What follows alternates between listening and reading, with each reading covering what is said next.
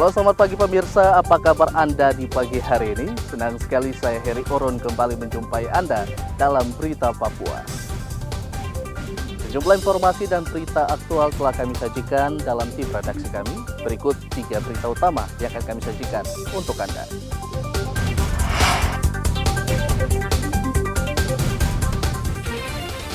Dua warga tewas dalam pertikaian dua suku besar di Provinsi Papua Tengah. 3 terdakwa kasus mutilasi warga Nduga divonis penjara seumur hidup.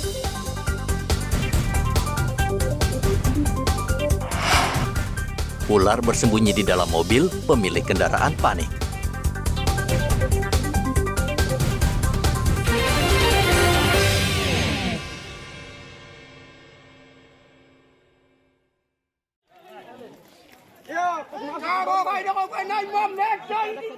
Kepolisian Resor Nabire tengah mencoba mendamaikan pertikaian antar dua suku besar di Provinsi Papua Tengah. Pertikaian suku Me dengan suku Dani dipicu persoalan tapal batas tanah adat di Kampung Urumusu, Distrik Uapa. Kabid Humas Polda Papua, Kombes Ignatius Beni Adi Prabowo, meminta kedua suku yang bertikai untuk mempercayakan kasus itu kepada polisi. Berawal dari pelang tapal batas tanah adat yang diklaim secara sepihak oleh suku Dani yang menyerobot tanah milik suku Me dan masyarakat di distrik Topo. Permasalahan tapal batas yang rencananya akan dilaksanakan di Polres Nabire, namun kenyataannya terjadi saling serang antara suku Me dan suku Dani. Akibat peristiwa tersebut, 2 orang suku Me meninggal dunia karena mengalami luka panah dan luka berat akibat senjata tajam. Untuk saat ini kedua korban telah berada di RSUD Nabire. Polres Nabire meningkatkan patroli untuk mencegah terjadinya aksi serupa dan melakukan upaya mencari solusi penyelesaian masalah tapal batas tersebut. Kami mengimbau kepada masyarakat untuk mempercayakan kasus ini kepada pihak keamanan dan pemerintah daerah Nabire untuk melakukan penyelesaian melalui jalan mediasi. Pertikaian antara suku Dani dan suku Me yang terjadi sejak Senin lalu menyebabkan 2 orang meninggal dunia terkena anak panah dan senjata tajam. Kedua jenazah sudah diserahkan ke keluarga. Puluhan aparat gabungan TNI Polri masih disiagakan di lokasi kejadian untuk mengamankan situasi. Dari Nabire, Papua Tengah, Hendra melaporkan.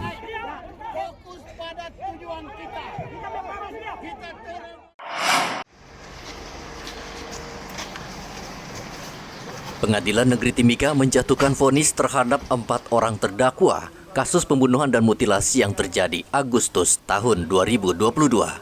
Majelis Hakim menjatuhkan hukuman penjara seumur hidup terhadap 3 orang terdakwa, yakni Andre Pujianto, Dul Umam, dan Roy Martehoai.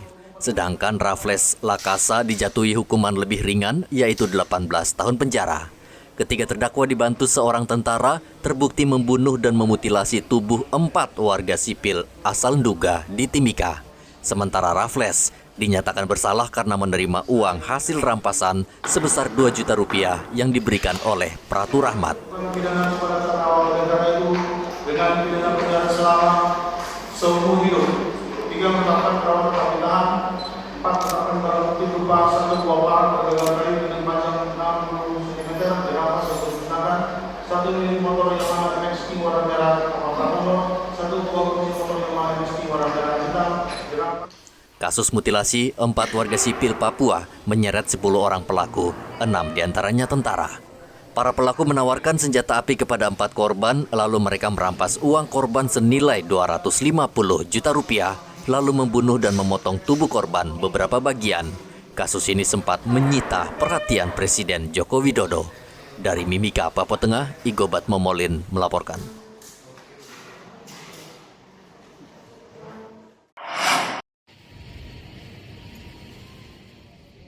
Pengadilan Negeri Jayapura kembali menggelar sidang perkara dugaan tindak pidana korupsi pengadaan pesawat dan helikopter di lingkungan Pemkab Mimika yang menyeret pelaksana tugas Bupati Mimika, Johanis Retop. Sidang mengagendakan pembacaan dakwaan, namun tim kuasa hukum Johannes Retop langsung menyampaikan eksepsi atau keberatan. Tim kuasa hukum menilai surat dakwaan jaksa adalah dakwaan baru, bukan kelanjutan dari proses perkara sebelumnya. Dan setelah dakwaan itu dibacakan oleh jaksa memang ada perubahan. Ya. Kalau dulu itu dakwaannya itu dakwaan pertama itu menyangkut kasus korupsi yang tadi sudah dibacakan, kemudian dakwaan yang kedua dan ketiga itu menyangkut KKN, korupsi, kolusi dan nepotisme. Tetapi kemudian berdasarkan dakwaan yang sudah diajukan oleh jaksa itu, kemudian kami dari tim penasihat hukum kemudian melakukan, kami mencermati dan mempelajari, mengkaji secara lebih dalam, dan ternyata kami berpendapat bahwa ada hal-hal yang sangat prinsip yang sebetulnya sudah dilanggar oleh jaksa dalam proses pembuatan surat dakwaan. Ya. Menurut kami bahwa dakwaan ini yang sekarang ini bukan kelanjutan dari proses perkara yang dimana dakwaannya itu sudah dibatalkan oleh majelis hakim lewat putusan sela persidangan tanggal 27 April 2023 kemarin. Jaksa penuntut umum mendakwa Johannes Retop dengan Undang-Undang Nomor 31 Tahun 1999 tentang pemberantasan tindak pidana korupsi. Dakwaan ini berbeda dengan sebelumnya yang menyertakan Undang-Undang Nomor 28 Tahun 1999 tentang penyelenggaraan negara bersih dan bebas dari korupsi, kolusi, dan nepotisme. Sebelumnya kasus itu sempat dinyatakan selesai setelah majelis hakim dalam putusan sela pada 27 April lalu menolak surat dakwaan jaksa penuntut umum dengan menyatakan dakwaan batal demi hukum. Hakim menyatakan pengadilan tipikor pada PN Jayapura tidak berwenang memeriksa dan mengadili perkara tersebut. Namun JPU kembali mendaftarkan kasus ini pada tanggal 9 Mei 2023. Dari kota Jayapura, Arthur melaporkan.